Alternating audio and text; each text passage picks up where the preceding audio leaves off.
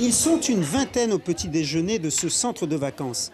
Ici, contrairement à la maison, le petit déjeuner est obligatoire. On me réveille juste pour manger, c'est relou. Et en plus, on vous oblige à manger votre biscotte d'une certaine manière.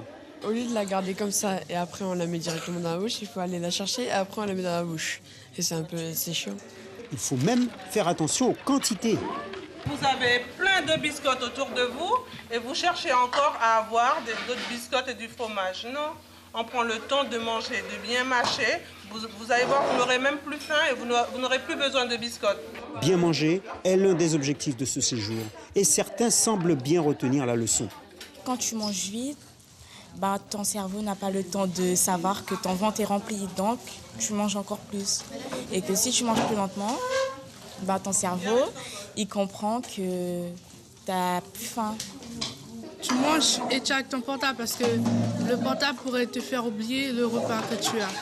Ah oui, le portable, l'inséparable compagnon absent des mains et qui, au cours des 5 jours, est parfois confisqué par les organisateurs. Le téléphone, Thomas ? Oui, un peu. Pourquoi ? Parce que c'est la vie. Une vie qui n'est plus la même. Au cours de ce centre, tout est fait pour inciter les enfants à vivre différemment. Les enfants, ils ne savent même pas qui ils sont, ils ne savent même pas ce qu'ils mettent dans la bouche.